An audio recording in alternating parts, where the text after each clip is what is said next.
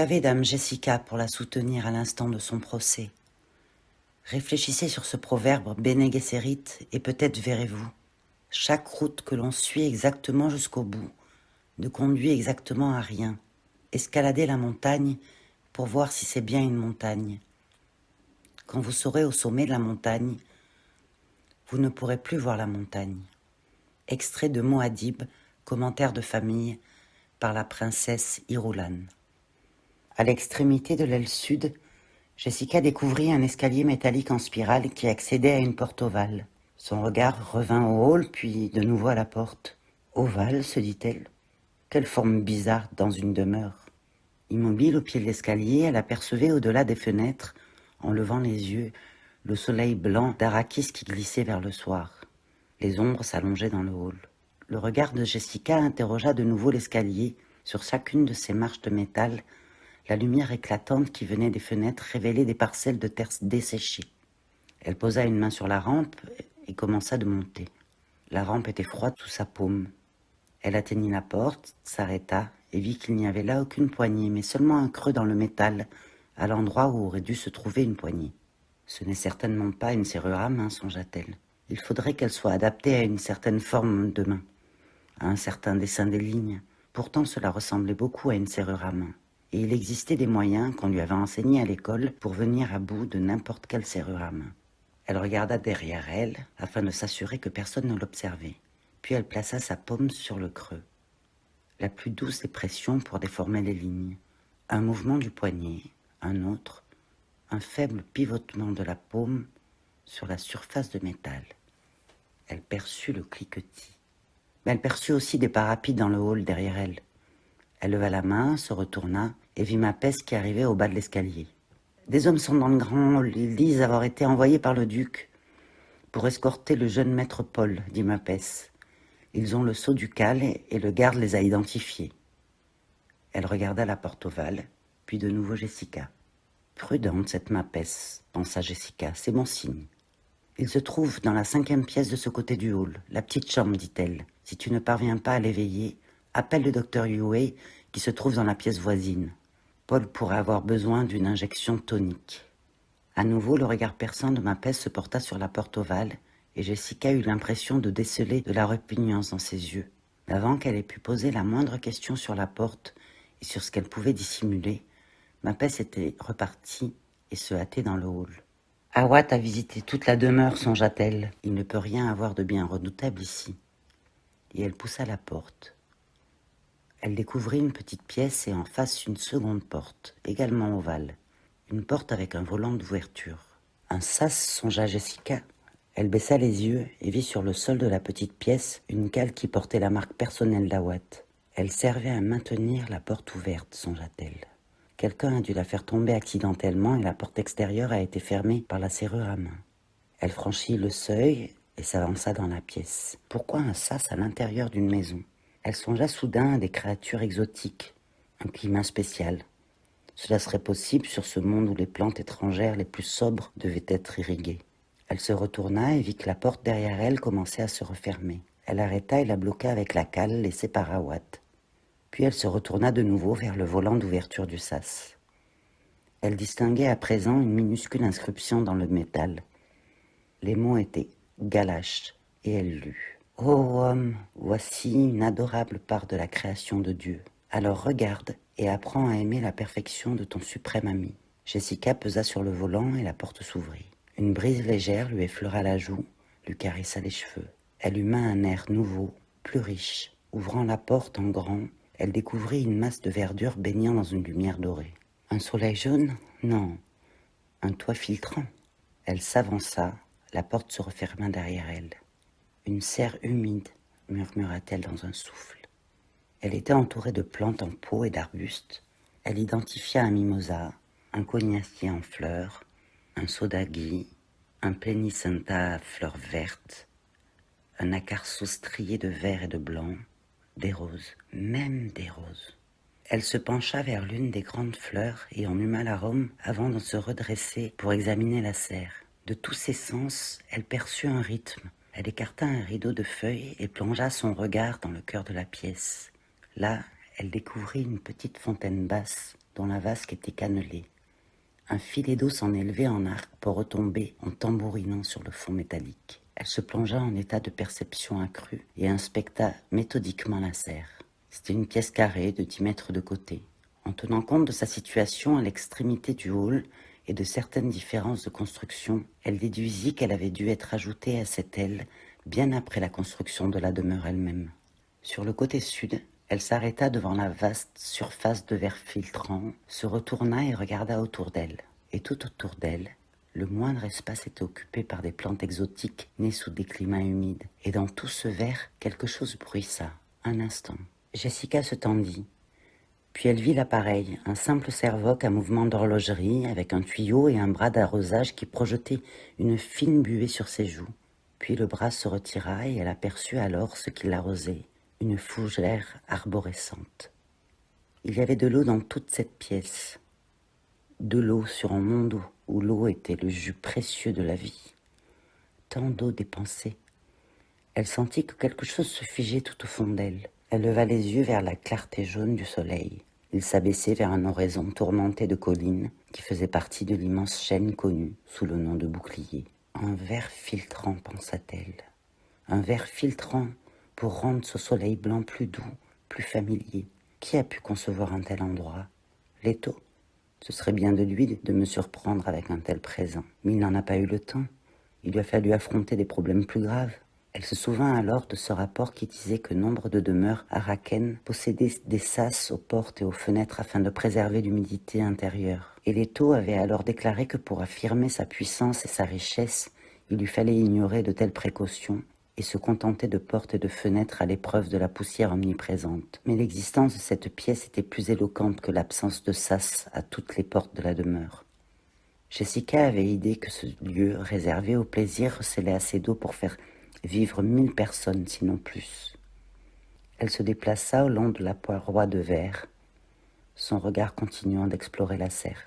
Et d'une surface métallique lui apparut, auprès de la fontaine, une table sur laquelle reposait un bloc-notes et un stylet, partiellement dissimulés par une feuille. Comme elle s'en approchait, elle vit les signes laissés par Awad, et puis se pencha sur le message.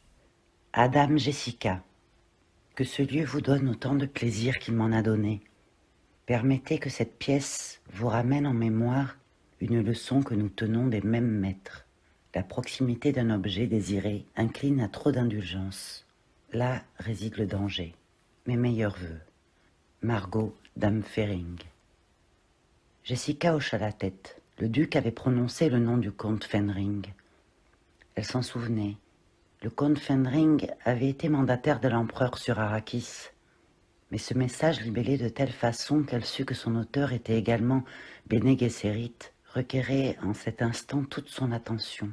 Pourtant, une pensée amère vint l'effleurer. Le comte a épousé sa dame. Mais dans la même seconde, elle cherchait déjà le message caché. Il devait y en avoir un. Les lignes qu'elle venait de lire comportaient la phrase que tout Bene Gesserit, à moins d'être inhibé par une injonction de l'école, devait transmettre à une autre Bene Gesserit lorsque les conditions l'imposaient. Là réside le danger. Les doigts de Jessica glissèrent à la surface du bloc, en quête de perforation codée. Rien. Puis sur le côté, rien. Et une impression, quelque chose dans la position du bloc. Mais Awad avait sondé la pièce et il avait dû déplacer le bloc-notes pour l'examiner. Levant les yeux, elle vit alors la feuille qui pendait au-dessus de la table. La feuille. D'un doigt, elle en caressa la face interne, puis le bord, la tige. Là, c'était là. D'un seul geste, elle décela et lut le message des points infimes. Votre fils et le duc courent un danger immédiat. Une chambre a été aménagée afin d'attirer votre fils. Les haches l'ont pourvu de pièges mortels destinés à être découverts afin qu'un seul échappe aux recherches.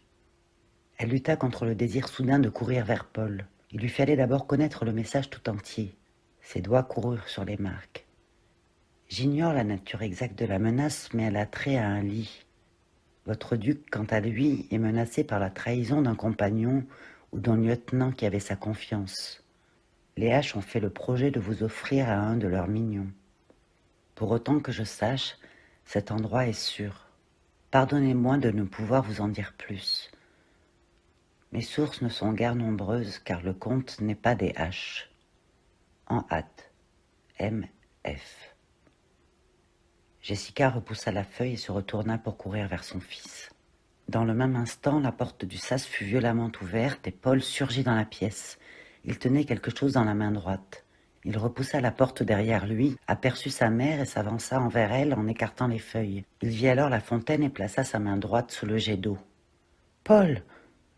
Jessica le saisit par l'épaule. « Qu'est-ce que cela ?»« Un chercheur-tueur. Je l'ai attrapé dans ma chambre et je lui ai écrasé le nez, mais il vaut mieux être sûr. L'eau devrait le court-circuiter. » Il parlait d'un ton désinvolte, mais Jessica perçut la tension qui l'habitait. « Immerge-le, lança-t-elle. Il obéit. « Maintenant, lâche-le, laisse-le dans l'eau. » Il leva la main, secoua l'eau et contempla l'objet de métal immobile dans la fontaine. Jessica coupa une tige et s'en servit pour toucher la mortelle écharde, inerte. Elle laissa tomber la tige dans l'eau et regarda son fils. Paul examinait la pièce avec une acuité qu'elle connaissait bien, selon la manière Bene Gesserit. « Cet endroit pourrait dissimuler n'importe quoi, dit-il. J'ai toute raison de penser qu'il est sûr. Ma chambre était censée l'être également. Awat avait dit que c'était un chercheur-tueur, lui rappela-t-elle. Cela signifie qu'il fallait quelqu'un dans la demeure pour le diriger. Les rayons de support ont une portée limitée. Cette chose a fort bien pu être introduite après l'inspection d'Awat. Mais dans le même temps, elle songeait au message gravé dans la feuille.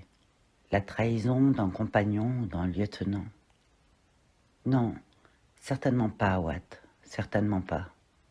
Les hommes d'Awat fouillent la demeure en ce moment, dit Paul. Le tueur a failli atteindre la vieille femme qui est venue m'éveiller. La Chadoue de Mapes, dit Jessica. Elle se souvint de leur rencontre au bas des marches. Ton père devait te voir pour... Cela peut attendre. Mais pourquoi pensez-vous que cet endroit est sûr? Elle lui montra le bloc et lui rapporta le message. Il se détendit quelque peu, mais pas Jessica, qui songeait un tueur-chercheur. Mère miséricordieuse. Elle devait faire appel à toute son éducation pour réprimer un tremblement hystérique. Paul dit calmement. Bien sûr, ce sont les Harkonnen. Nous devons les détruire. Puis on frappa à la porte du sas selon le code des hommes d'Awat. Entrez, dit Paul. La porte s'ouvrit et un homme de haute taille arborant l'uniforme des Atréides et l'insigne d'Awat sur sa casquette pénétra dans la pièce. « Ah, vous voici, monsieur, dit-il. La gouvernante nous avait dit que nous vous trouverions là. » Son regard parcourut la pièce. « Nous avons trouvé un cairn dans les caves. Il y avait un homme à l'intérieur, avec un pupitre de contrôle de tueur. Je veux assister à son interrogatoire, dit Jessica aussitôt. Je suis désolée, madame. Nous n'avons pas réussi à le prendre vivant. Il n'y a rien qui puisse permettre de l'identifier. Encore rien que nous ayons trouvé, madame. Est-ce un natif d'Araken demanda Paul, et Jessica hocha la tête. La question était habile. Il en a l'aspect, dit l'homme de Awat. À première vue, il a dû être placé là, dans ce cairn, il y a plus d'un mois. Il attendait notre arrivée. Nous avions inspecté cet endroit hier et la pierre et le mortier étaient intacts. Je suis prêt à jouer ma réputation sur ce point. Personne ne met votre conscience en doute, dit Jessica. Personne sauf moi, madame. Nous aurions dû utiliser des sondes soniques. Je présume, dit Paul, que c'est ce que vous faites maintenant. Oui, monsieur. Faites savoir à mon père que je serai en retard. Immédiatement, monsieur. L'homme tourna son regard vers Jessica. Les ordres de Awat sont qu'en de telles circonstances, le jeune maître soit placé en un endroit sûr. Qu'en est-il de celui-ci? À nouveau, ses yeux fouillèrent la pièce. J'ai mes raisons de le croire sûr, dit Jessica. Awat, aussi bien que moi, l'a inspecté. Alors je monterai la garde à l'extérieur, madame, jusqu'à ce que nous ayons une fois de plus inspecté toute la demeure. Il s'inclina, porta la main à sa casquette à l'intention de Paul, puis se retira et referma derrière lui. Paul le premier rompit le silence. Peut-être aurions-nous dû visiter la maison par nous-mêmes, nos yeux pourraient voir des choses qui ont échappé à d'autres. Il n'y a que cette aile que je n'avais pas examinée, dit Jessica. Je l'avais réservée pour la fin parce qu'Awat s'en était personnellement occupé. Elle regarda vivement son fils. Ses yeux étaient interrogateurs. N'aurais-tu point confiance en lui? Si, mais il devient vieux, il a trop de travail. Nous devrions l'en décharger quelque peu. Cela l'outragerait et diminuerait son efficience.